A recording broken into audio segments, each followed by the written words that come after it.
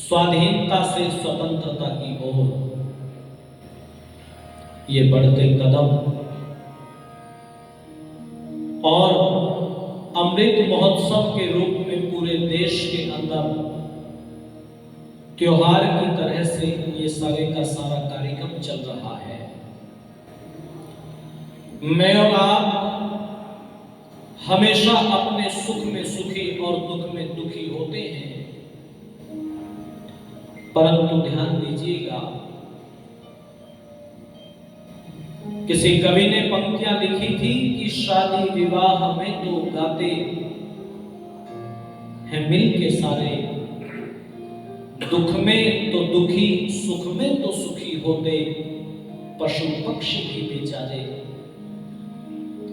पर दुख में जो गुनगुनाए गायन अमर है उनका। अपने लिए जीना बहुत आसान होता है, सब जीते ही हैं, लेकिन देश समाज और राष्ट्र के लिए जो जीवन जिया जाता है वो जीवन स्तुत्य होता है, वो जीवन वंदनीय होता है, वो जीवन अभिनंदनीय होता है। और ये वो देश है, ये वो माटी है जिसकी चर्चा आदरणीय तोमर साहब बड़े सुंदर शब्दों में कर रहे थे, जिसके लिए वेद ने कहा माता भूमि पुत्रो अहम पृथ्व्या। ये धरती मेरी मां है, सारे दुनिया में आप घूम जाइएगा, एकमात्र ये भारत भूमि ही है जिसके बेटे इसको माता कहकर के पुकारते हैं। कभी आपने अमेरिका को किसी को अमेरिका माता कहते हुए बोलो नहीं सुना होगा, कभी आपने कनाडा को कनाडा माता कहते हुए नहीं सुना होगा, कभी आपने ऑस्ट्रेलिया को ऑस्ट्रेलिया माता कहते हुए नहीं सुना होगा। ये भारत भूमि ही है जहां पर हर बालक भारत को केवल भारत नहीं भारत माता कहकर के पुकारता है। मैं आइए एक सफर शुरू करता हूं वहां से जहां पर कुछ लोग एक गुरु के पास में पहुंचे हैं, अपनी आंखों के बहते हुए आंसुओं को लेकर के पहुंचे हैं, इस भारत की धरा की पीड़ा को लेकर के पहुंचे हैं। राम और कृष्ण के वंशज अपनी पीड़ा बयान करते हैं गुरु तेग बहादुर के सामने। अपने देश के अंदर अपनी संस्कृति को फैलाने की स्वतंत्रता आज हमारे पास में नहीं है गुरु साहब। सुनी गुरु ने उनकी बात, गंभीर हो गए, वो अपनी विनती करके चले गए। एक छोटा सा बालक पिता के कुर्ते को पकड़ करके पूछता है, इन पंडितों के इन ब्राह्मणों के आंसू पिता आपको दिखाई नहीं देते? ये आंसू कैसे दूर होंगे? तो पिता ने कहा बेटा इसके लिए तो किसी बड़े आदमी को अपना बलिदान देना पड़ेगा। छोटा सा बालक जिसका नाम गोविंद था, जिसने अभी बहुत सारी बातें नहीं सीखी थी, लेकिन पिता की तरफ पिता की आंखों में आंखें डाल करके कहता है पिता फिर आपसे बड़ा आदमी कौन है, आप बलिदान क्यों नहीं देते? मेरी धरा पर किसी विधर्मी का कदम धरा जाए पिता, ये बात तो बर्दाश्त के बाहर है, आप बलिदान क्यों नहीं देते? और मैं निवेदन करना चाहता हूं कि बलिदान हुए गुरु तेग बहादुर सिंह किस बात के लिए कि ये भारत धरा पर अपनी विचारधारा हो, अपनी संस्कृति हो, अपनी संस्कृति के रंग में रंगे हुए लोग हो। वो भारत जो कभी विश्व का गुरु कहलाता था, जो कभी सोने की चिड़िया कहलाता था, जिस भारत धरा को कभी तीर्थ कहा जाता था, कभी इस भारत भूमि की ऊंचाई आपको नापनी हो तो पन्ने पढ़िएगा कभी उठा करके, जब सिकंदर विश्व विजेता बनने का सपना लेकर के चला था और अपने गुरु अरस्तु के चरणों में उपस्थित हो गया और ये कहता है, गुरुदेव भारत जा रहा हूं, भारत को जीतने के लिए, विजय करने के लिए जा रहा हूं। कोई चीज यदि लानी हो तो मुझे बता दीजिएगा, उसको लाकर के आपके श्री चरणों में डाल दूंगा। लोगों, मेरी माताओं और बहनों, सिकंदर का गुरु अरस्तु ये कहता है, सिकंदर वैसे तो भारत को विजयी करने का तेरा ये सपना ही रह जाएगा, पर यदि तू भारत से मेरे लिए कुछ लाना चाहता है, लौट सके और कुछ ला सके, तो दो चीजें मेरे लिए ले आना। क्या? एक तो भारत की मिट्टी ले आना, भारत की उस मिट्टी को तेरा ये गुरु चंदन समझ करके अपने मस्तक पर लगाना चाहता है। और दूसरा, यदि कुछ लाना चाहता हो तो मेरे लिए भारत के किसी संत को, भारत के किसी वेद के विद्वान को, भारत के किसी विचारक को, भारत के किसी मनीषी को ले आना। ओ सिकंदर, तेरा ये गुरु उसके श्री चरणों में बैठ करके जीवन जीने की कला सीखना चाहता है, जीवन जीने की विद्या सीखना चाहता है, जीवन जीने की विद्या सीखना चाहता है। मिट्टी ले आना, चंदन समझ करके लगाना चाहता हूं। कभी बचपन में सुनी थी पंक्तियां, गुनगुनाई थी पंक्तियां कि चंदन है इस देश की माटी, तपोभूमि हर ग्राम है, हर बाला देवी की प्रतिमा, बच्चा बच्चा राम है। चंदन है इस देश की माटी, तपोभूमि हर ग्राम है, हर बाला देवी की प्रतिमा, बच्चा बच्चा राम है। चंदन है इस देश की माटी, तपोभूमि हर ग्राम है, हर बाला देवी की प्रतिमा, बच्चा बच्चा राम है, हर बाला देवी की प्रतिमा, बच्चा बच्चा राम है। इस देश की माटी चंदन की तरह से पवित्र है। इस देश के हर बेटी, आपने देवी कहते हुए बचपन में सुना होगा, लगाती थी ना मैं माताएं नाम के आगे, सुशीला देवी, बबीता देवी, है ना जी। हर बाला देवी की प्रतिमा, बच्चा बच्चा राम है। मैं निवेदन करने लगा हूं, विश्व का गुरु कहलाता था मानव शास्त्र का निर्माता महाराज मनु घोषणा पूर्वक उद्घोष किया करता था, एतद् देश प्रसूतस्य सकः सादग्र जन्मनः स्वं स्वं चरित्रं शिक्षेरं पृथिव्यां सर्वमानवः। सारी दुनिया के लोग शिक्षा ग्रहण करके जाया करते थे, लेकिन काल चक्र बदला, अपने देश के अंदर अपना शासन नहीं रहा, अपने देश के अंदर अपना राजा नहीं रहा। तब इस देश के विचारकों ने, तब इस देश के उन मनीषियों ने बैठ करके चिंतन किया, मनन किया, अपने देश के अंदर अपना राजा होना चाहिए। और मुझे याद आती है वो पंक्तियां महर्षि प्रवरदेव दयानंद जी महाराज के जीवन की, जिन्होंने कहा, जिन्होंने लिखा कि अपने देश के अंदर अपना राजा सर्वोपरि सर्वोत्तम होता है। आओ मैं लिए चलता हूं उस तरफ जिस तरफ सारा देश आज सुनता है, गाता है, कहता है, जिस बात को कहने और सुनने के लिए ये आजादी का अमृत महोत्सव मनाया जा रहा है। ये आजादी जो आज दिखाई देती है, जो स्वतंत्रता दिखाई देती है, जो स्वाधीनता दिखाई देती है, ये कैसे मिली? कुछ लोगों ने तो गा दिया कि दे दी हमें आजादी बिना खड़ग बिना ढाल, साबरमती के संत तूने कर दिया कमाल। पर आप बहुत विचारक लोग, बहुत प्रबुद्ध श्रोता यहां पर बैठे हुए हैं, क्या बिना खड़ग और ढाल के आजादी मिल गई है? क्यों जी राजेंद्र जी? क्या इस आजादी को प्राप्त करने के लिए रक्त की नदियां नहीं बहाई गई? क्या इस आजादी को प्राप्त करने के लिए माताओं ने अपने बेटों को इस आजादी की बलिवेदी पर आहूत नहीं किया? क्या इस आजादी की बलिवेदी पर बहनों ने अपने भाइयों को आहूत नहीं किया?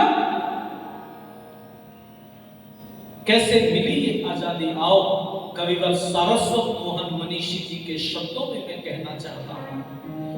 अरे लाखों दीवानों ने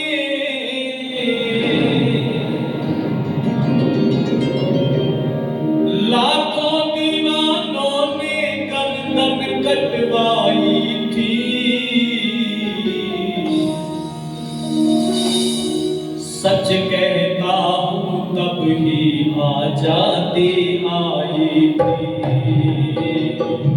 सच कहता हूं तब ही आजादी आई थी। लाखों दीवानों ने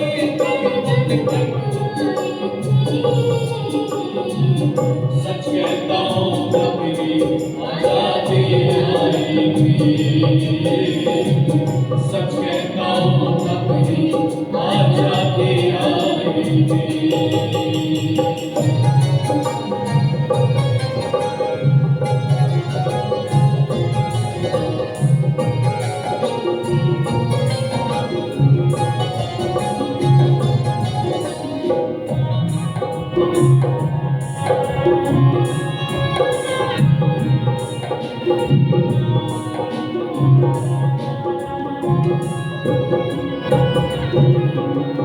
सबसे पहले दयानंद ही ललकारा था। सबसे पहले दयानंद ही ललकारा था। 1857 का ललकारा था। सबसे पहले दयानंद ही ललकारा था। 1857 का ललकारा था। अंग्रेजी शासक को उसने दुत्कारा था। अंग्रेजी शासक को उसने रजवाड़ों को घर घर जाकर धिक्कारा था। सबसे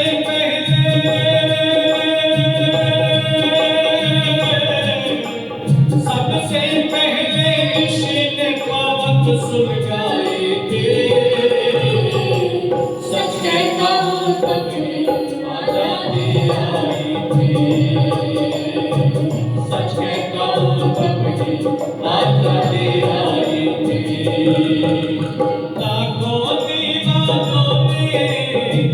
लाखों दीवानों ने गर्दन कटवाई थी। सच कहता हूं तब ही आजादी आई थी। सच कहता हूं तब ही आजादी आई थी।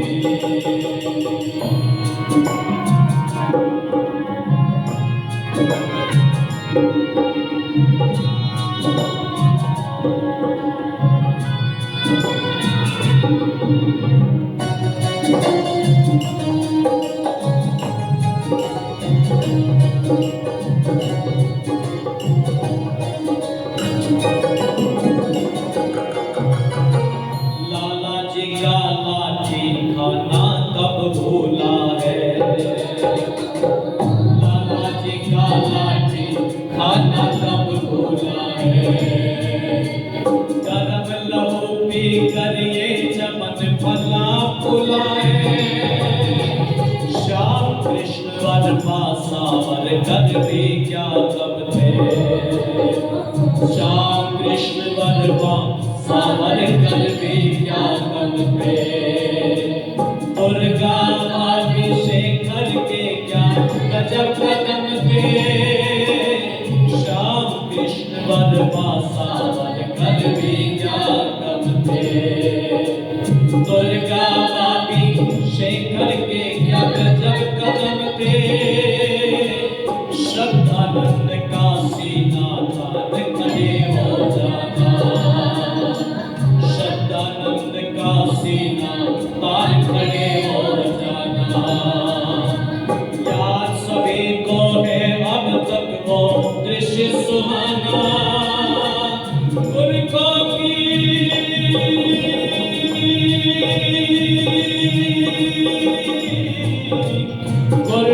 की संगीन उसी ने झुकवाए थे। सच कहता हूँ तब ही आजादी आई थी, सच कहता हूँ तब ही आजादी आई थी। लाखों दीवानों ने गर्दन कटवाए थे। सच कहता हूँ तब ही आजादी आई थी, सच कहता हूँ तब ही आजादी आई थी।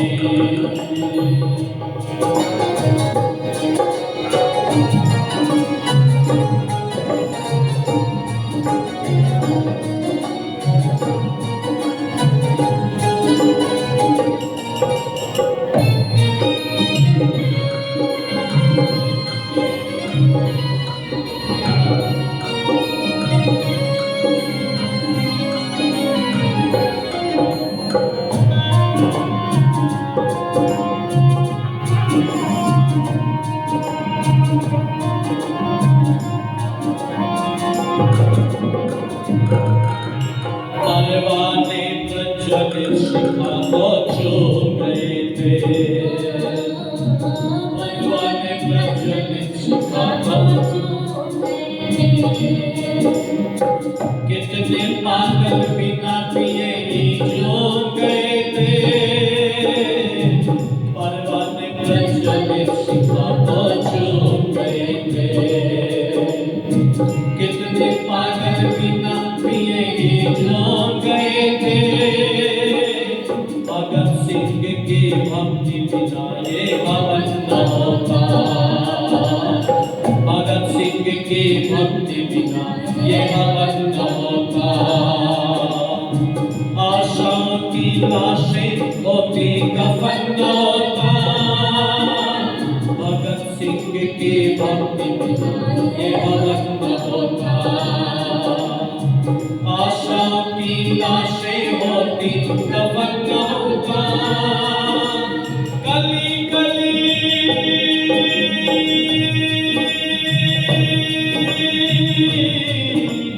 गली गली निर्दयवानी पर गुर्राई थी।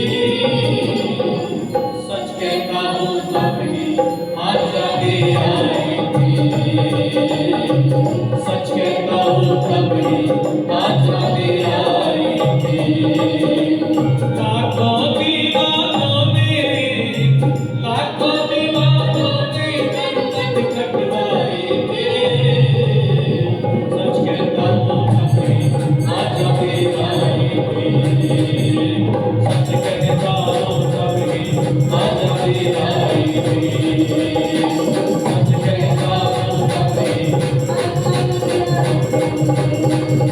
सच कहता हूँ तब ही आजादी आई थी, सच कहता हूँ तब ही आजादी आई थी, सच कहता हूँ तब ही आजादी आई थी, सच कहता हूँ तब ही आजादी आई थी, सच कहता हूँ तब ही आजादी आई थी।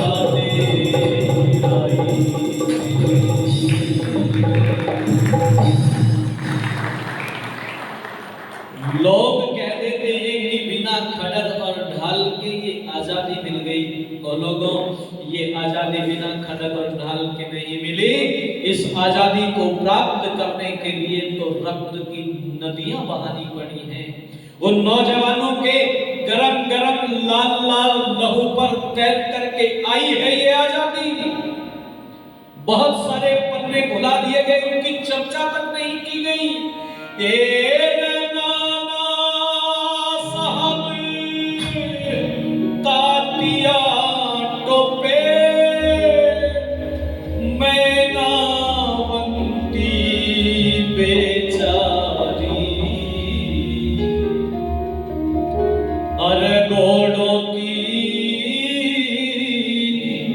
टापों से बांध के अंग्रेजों ने मारी,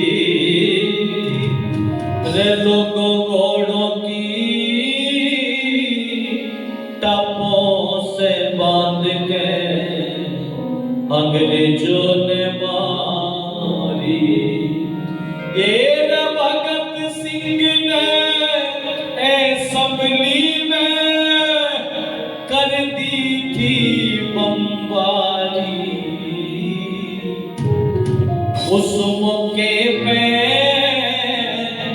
कहाँ रह गई थी वातकली साहब तुम्हारी, और कैसे सिंधु पार किया, ये कैसे सिंधु पार किया, पढ़ो किस्सा सावरकर का,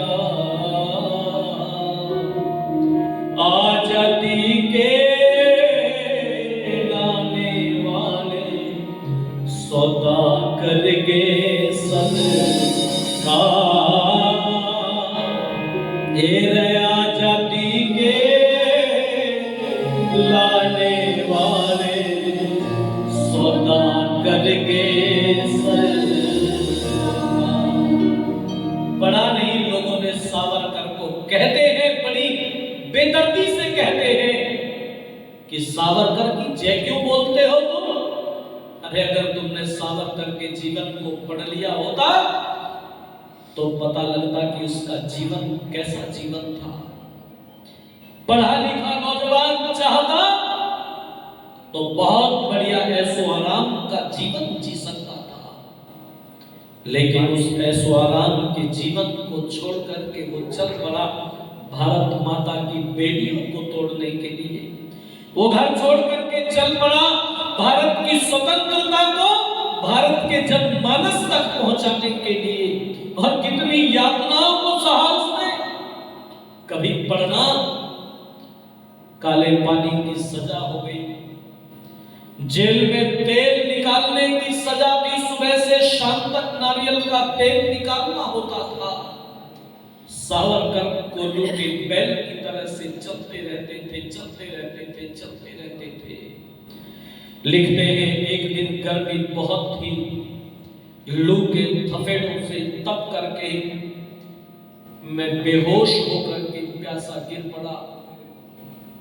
आंख खुली पीने के लिए पानी मांगा तो पानी नहीं मिला, कोड़े मिले खाने के लिए। सावरकर किसी तरह से होश में आकर के फिर कोल्हू में से वो तेल निकालने के लिए बैल की तरह से फिर जुतने लगे, लेकिन फिर प्यास के मारे बेहोश होकर के फिर गिर पड़े। लिखते हैं मैंने देखा पानी की एक धार मेरे मुंह पर पड़ रही थी, धीरे से आंख खोल करके देखा, होश थोड़ा सा आया तो मन ग्लानि से भर गया। वो जो पानी की धार पड़ रही थी, वो पानी की धार सावरकर को कोई कहीं से पानी ला करके नहीं पिलाया जा रहा था, सावरकर के ऊपर पेशाब किया जा रहा था। को लिखते हैं कि उस दिन मेरे मन में बहुत ग्लानि हुई। मैंने मन ही मन विचार किया, ये कौन सा जीवन अपना लिया है मैंने, मैं छोड़ दूंगा इस जीवन को। लेकिन लिखते हैं कि एक विशाल काय सन्यासी मेरी आंखों के सामने आकर के खड़ा हो गया था, और वो मुझसे कहता है, सावरकर बेटा, ये क्रांति की मसाल यदि आज तुमने अपने हाथों में नहीं संभाली, यदि आज तुम टूट गए तो तुम नहीं टूटोगे, भारत माता के हजारों हजार बेटे टूट जाएंगे, हजारों हजार बेटे टूट जाएंगे। वो सन्यासी कोई और नहीं, महर्षि दयानंद थे वो लिखते। और मैं फिर अपना मन मार करके कोल्हू में फिर जुतने लगा, कोल्हू में फिर जुतने लगा। लोगों, ये आजादी ऐसे नहीं मिली, इस आजादी की कीमत चुकाई है भारत माता के बेटों ने। मां भारती के लालों ने क्या नहीं सहा इस आजादी को प्राप्त करने के लिए। कीमत चुकाई है, इस आजादी की कीमत चुकाई है। कभी छोटे से करतार सिंह सराबा को उठा करके पढ़ना,